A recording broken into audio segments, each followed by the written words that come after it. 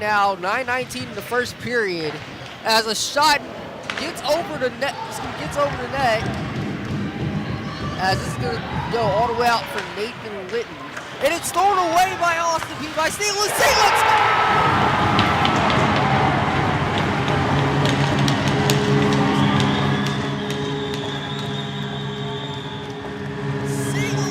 Has been on fire recently here, Casey, with his 15th goal in the season.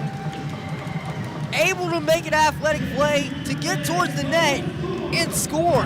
Yeah, his 18th goal of the season, actually, and that was a great interception pass, getting in the lane, and then providing that breakaway. That was a great move, great snipe, great job there by Sam Single in there.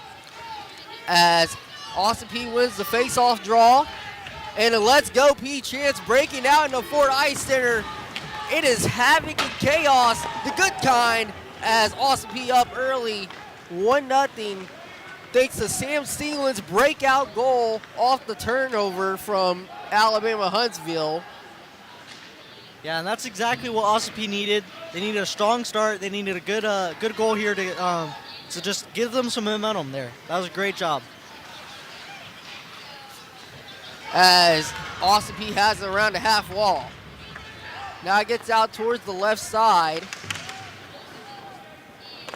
And let's go back to that goal real quick, Casey. Sam Singleton, a great effort to make the play, cutting off a transition pass from Alabama Huntsville. Yeah, that's exactly what you're looking for. I think, getting in front of passes, getting in front of lanes, causing turnovers, that's really crucial for Austin Peay to have a good game here. Casey did a nice job cutting off the passing lanes, cutting off that horizontal game that Alabama Huntsville had going on in their own end, as Bauer having to back skate and flip this puck right towards the half wall. Back to Kel Lewis. Not going back as far back as Bauer. As this is chipped in towards the mid wall. As Casey, how does the Chargers follow up here and respond? Yeah, I think you just keep doing what they're doing. I think they're getting a lot of shots on net. It's 18 shots on net in this first period. So, I think they're doing a great job just getting pucks in net. So, I think that's what they just got to do. I think finding space, keeping control of the puck is what they need to do here. And they are absolutely looking to do that here, Casey. It's a tough challenge here for both these teams, because both these teams have given up a lot of goals recently in prior games. As Kel Lewis trying to get a pass, but couldn't get it away. He was looking for Caden May. Caden May, a recent addition here to this Austin Peay lineup. That's a huge check, and it looks like we potentially got a fight breaking out. As it was Brandon Sullivan and Joshua Daigle right in front of our booth here. Yeah, look, this is what I've been talking about. Both teams, struggle with taking discipline penalties, and it looked like University of Alabama Huntsville kind of just retaliated. That was a good hit. That was a clean hit by Brandon Sullivan there, and I think that was wrong of University of Huntsville to retaliate. That's both undisciplined penalties there, and that's not good. Let me tell you a stat here for Austin Peay, averaging 20 penalty minutes per game compared to University of Alabama Huntsville's 10. And Alabama Huntsville is not trying to turn this into a chaotic game. And Austin Peay is trying to keep themselves out of penalty box as well. Yeah, it looks like both guys went out into the penalty box there, and it's going to be, I think, 2 minutes roughing for both guys. So, both teams, it's going to be a 4-on-4 for the next 2 minutes here. For now, both teams able to keep the peace here, but a 4-on-4 penalty, a 2-minute minor is handed to both sides. As Jackson Smith looking to create some space, but it's going to be sent all the way back to Kel Lewis. And Casey,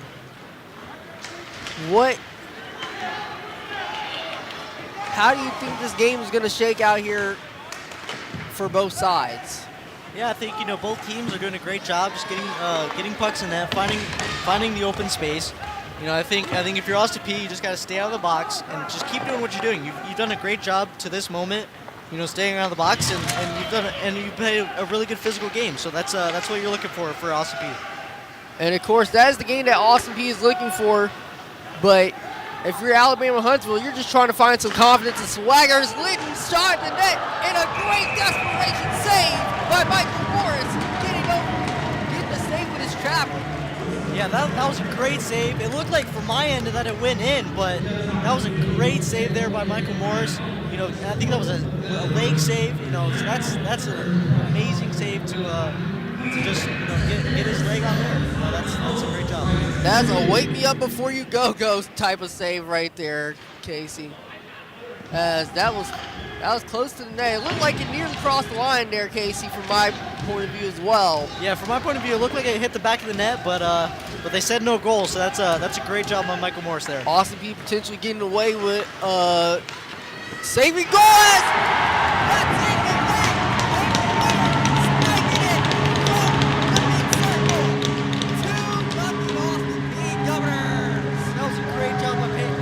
Leonard there, made a great couple moves, sniped it left side of the net, and that was a great job there by Peyton Leonard.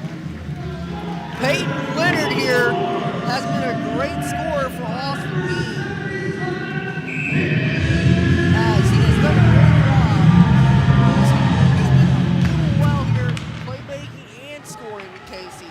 Yeah, that was a great job by Peyton Leonard, providing a 2-goal lead for Austin P. That's exactly what they need. They needed a 2-goal lead, a little bit of cushion, and they could play free here right now. Casey, that is Peyton Leonard's 7th goal in the season, which gives him now 15 points here individually. As the puck sits in the corner with Ethan Goins.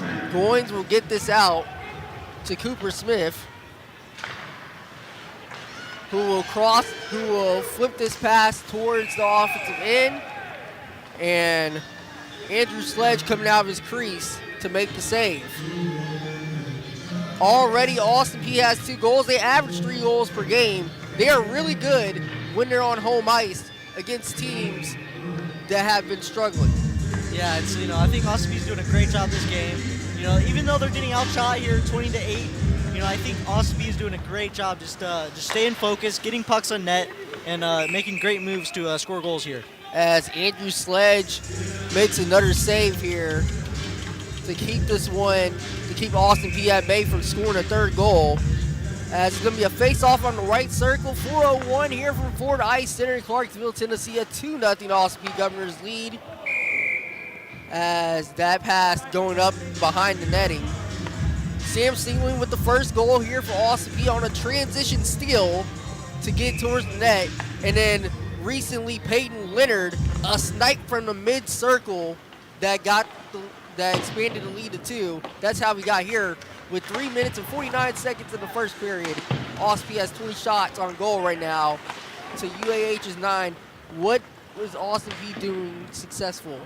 Austin P is doing a great job just creating space. I think they've done a great job just forcing turnovers, creating space, being physical, and knocking UAH game off their stride here. So that they've done a great job just staying focused, being disciplined, and they've done a great job here. And Rossview able to get the steal, 37-22. There was a tie-up right there. This was a foul. I actually think Hank Meyer just ended up on the ground out of bounds. Or, I'm sorry, excuse me. That was Jeliah Miller on the ground. They called it out of bounds. As both teams fighting hard here to try to get possession of the basketball. Summers making some great moves to try to get by, but gets fouled at the line, going for 2. Was a good crossover into a Euro step to get to the free throw line, hoping that she puts these in. Rudy, what has wakened up this Northeast team from their slumber all of a sudden? I don't know if it was the halftime talk that they got, or if it was, or if they just decided to come out and play in the second half, as they have shown that they can play with this team. After halftime, on the defensive end, their defense is just creating their offense, and that is what's working best for them. No need to stop now. All of a sudden, it look as Jay Jordan for a quick drive, but gets fouled. Nobody picks her up, so go score the basketball. I mean, you look at it right there. You have a free lane. You're going to take it all day. Yep. So Jay Jordan now going for the line for two.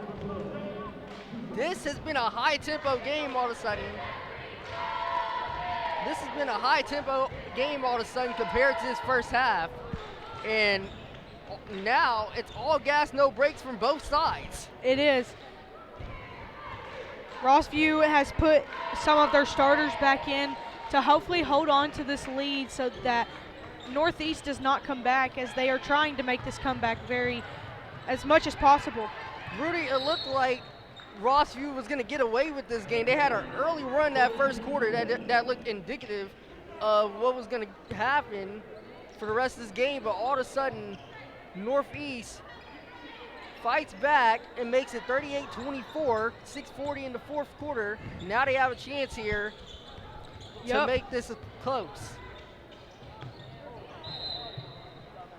As the pass gets away, as they lose control of the basketball. And Rossview is going to have possession, inbounding it to Jay Jordan. Jordan is going to pass in the post. And a great catch. Looking like a receiver right there, a tight end, was Ellie Hangmeyer. That was a good and one good pass from Bailey Williams to go into for Hankmeyer to be able to get that and one. You almost say that looked like Travis Kelsey on Sunday afternoon, the AFC Championship game. As she makes that second. Hankmeyer converts on the second free throw, 41-24 with 6:19 in the fourth quarter. Again, stick around here for the boys game coming up right after this on Austin Peay Sports Network between Northeast and Rossview. Right here, Northeast has fought back, the Lady Eagles have fought back in this game to make it 41-24 in the fourth quarter. And another basket by Tiana Charles, finding the twine right there. Rudy. It was a good pass and good finish by Charles right there. As here comes Kamara Summers. Summers going down the right side, looking for a quick dribble to get away from the defense. But it looks like it's going to be a charge. No, that's going to be a block. That foul's going to be called a block on 23, Jay Jordan. As Summers passed it away to Marshall. And play stops with 5:29 with possession going to the Rossview Hawks. The Lady Hawks leading 43-26 against the Northeast Lady Eagles with 5:26 in the fourth period. As Hankmeyer gets the catch, but is fouled on the way. As it seems like Hankmeyer can't be stopped in that paint here by Northeast. Away with a win on that one. In Coach Holman Tuesday, Rossview turned around and hosted Northeast at home on Military Appreciation Night. This time they came away with a 15-4 victory as the offense put up 15 runs on 15 hits. Coach Holman, it was a very efficient night offensively with a lot of multi-hit guys. Let's talk about these at-bats, but also how crucial was pitching to settle the team into the game to let your offense show out in this one. Well, I think, just looking at Monday night versus Tuesday night, it shows you the difference in capitalizing when you're given the opportunity and not letting your opponent up off the mat, so to speak, when you have the chance. You look at Monday night's box score, and we left 16 Hawks on base offensively. And Tuesday night at our place, we got some big backbreaker hits, which are 2-out hits. It's what we refer to our 2-out hits, and we were good in our alpha at bats, and because of that, we were able to to utilize our athleticism and on the bases and really just speed the game up to the pace that we like to play and what we feel is hard to defend against. But they did a great job not allowing us to do that Monday. But I thought Tuesday, we capitalized on some early situations that kind of gave us some big innings and gave us some momentum going forward. And, you know, in the Northeast series, I think anybody that was there and knowing our staff that we didn't throw it to the level that we would like to. We take great pride in the freebie report is what we call it, and the freebie report is for a pitcher is how many do you get out yourself versus how many you let on base for free yourself. And Monday and Tuesday, we didn't do the best job of that. And, you know, as I said on Monday, we were lucky to get away with that one. You walk 11 guys in a game, a high school baseball game, normally you don't win those. So we were fortunate to win that one Monday, and Tuesday we were just fortunate enough to have some hits that fell in some big moments that allowed the score to reflect that. And Coach Holman, it was fun seeing that team pull away with a win on Tuesday night coming off of Monday. And what a tough stretch that game was for you. But going back to Tuesday night real quick, your grandpa Grandpa Holman ended up throwing the first pitch on Military Appreciation Night. How emotional was that for you seeing him out there throwing the first pitch for your team going into the game? Well, it was an exciting moment for me and one that, you know, I don't know that I can put into words how much it meant to me. I think it was just a good example of kind of what our program's really about. And we tell the kids all the time, even as a coaching staff and as players, baseball's not who we are, it's just what we do. And but we try to enlighten them on there's much bigger things to life than just a game of baseball. And that was definitely a moment for me that, no matter what happened that night, Tuesday night, that was a special moment for me and my family. And, you know, he's been there for me countless times, more times than I can mention, and he's still there for his grandkids, and it's just a really unique thing to be a part of, and I couldn't have been any more happy to share that moment with him and my family at that game. Coach Holman, that was a night that met the moment, certainly. Seeing all those Armed Force veterans come across, shaking the hands of every one of those players on both teams from Washington Northeast. Going into Thursday, the Hawks hit the road for a 3-day trip to Hoover, Alabama for the Buccaneer Classic. Their first game against Stanhope Elmore ended in a 12-0 shutout win as the Hawks collected 16 hits while only giving up one. Once again, Beckett Hazelhoon was near flawless. How has it been to see his work translate from the practice field to live gameplay this season, Coach Holman? Yeah, we really got the ball rolling well down there in Hoover, and we we threw the ball from the mound a lot better over the trip down there, especially on the freebie report. And Beckett did a phenomenal job getting us going there in game one against Stanhope Elmore. And they're a good club. They're a 7A club down there in Alabama. And if you're a 7A school and you play the likes of Hoover and Vestavia and those guys all the time, you're going to play the game the right way and get after it. And that's what we expected those guys to do. And honestly, that's what we did or what we saw. And he just did a great job of being who he is. He's done a really good job of simplifying the game when he's on the mound. He doesn't make it any more complex than it needs to be. And because of that, you get to see just the true competitor within him come out. You know, I truly believe that no matter what he does, the competitive side's always going to shine through, whether that's on the baseball diamond or if you were sitting at a lunch table playing checkers with him. Beckett's just a competitive kid, and he has a good teachable spirit, but that competitive side is one in the coaching world that oftentimes can be hard to instill in somebody. But I think in the moments of glory and the moments of all the good that he's had, there's also been trials and tribulations, and that's where his competitive side really comes in. And he's able to take a deep breath and go back to work and keep the game as simple as it needs to be on the mound. And again, And again in this one, you had six Hawks with multi-hit outings against Stanhope Elmore. Let's talk about the offense for a moment in this game as well. Yeah, I thought that the starter that Stanhope had going against us, the first time through, he kind of gave us some trouble. He was coming, had a lot of arm side run for our righties and was running balls away from our lefties. I think a big part of that game was the the zones in Alabama from an umpire standpoint are much more, I could say, mirror images of a collegiate style game than some of the zones we might get around here in Clarksville. Um, and we did a good job adjusting that offensively. We really did a good job of not getting ourselves out and taking what was given to us. And because of that, we were able to be on time with some swings and speed the game up on them. And I thought our guys did a good job with the game plan that was presented with them.